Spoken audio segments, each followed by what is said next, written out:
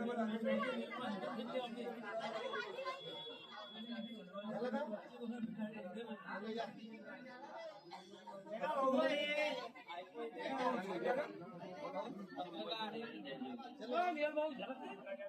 आलेलो आहोत हिंगणघाटमध्ये प्रभाग क्रमांक 1 मध्ये आपण जाणून घेणार आहोत की जे लोक इथे मतदान करणार आहेत हे कुठल्या मुद्द्यावरती मतदान करणार आहे आणि येणाऱ्या नगराध्यक्षाकडनं कुठल्या अपेक्षा असणार आहे. आपण लोकांचे मत जाणून घेऊया. सर्वप्रथम मला सांगा सर की आपण कुठल्या मुद्द्यावरती मतदान करणार,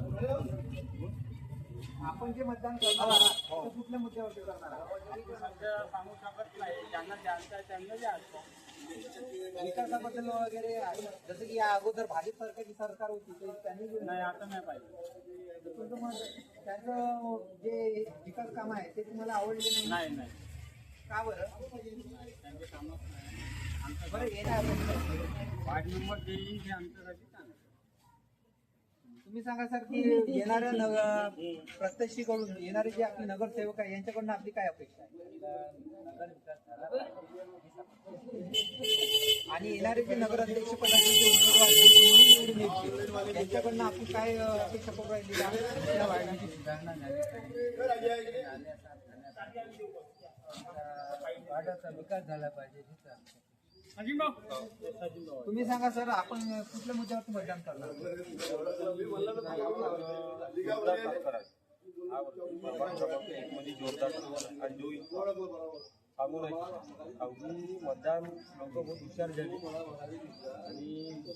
प्रभागामध्ये मुद्द्यावरती होणार आहे जे प्रत्यक्षी इथे विकास कामे करतील आपण त्यांनाच मतदान करू.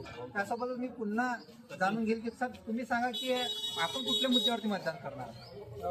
आमचा प्रभाग आहे प्रभाग नंबर 1 आणि इथे आले आणखी काही प्रभाग नंबर 9चे.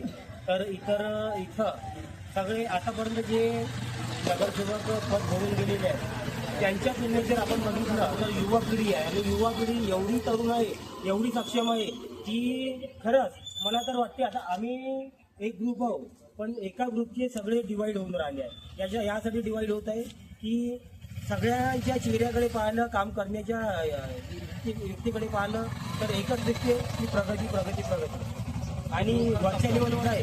तर सगळ्यांचे एक म्हणणं पडलं की नैनाताईला आपण आपल्याला इथे बघायला मिळत आहे की वार्ड मेंबर मध्ये आपल्याला जोरदार टक्कर बघायला मिळत आहे आणि वरच्या लेवलवरती जे कुणी नगराध्यक्ष यांच्याकडनं विकासाशिवाय कुठलीही अपेक्षा नाही आहे.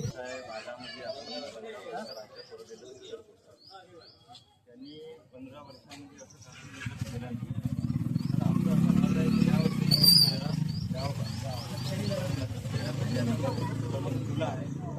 जोरदार टक्कर आहे वार्डामध्ये. सरांचं म्हणणं आहे की यावेळेस सत्ता परिवर्तन होणार आहे आणि यावेळेस आपण नवीन चेहऱ्याला संधी देऊया. पण त्यासोबतच नगर परिषदेमध्ये जे अध्यक्षपदाचे जे उमेदवार असतील त्यांच्याकडनं पण एक विकासाची भूमिका हे मागणार आहे की आपण कुठले विकास काम करणार त्या मुद्द्यावर मतदान होणार आहे.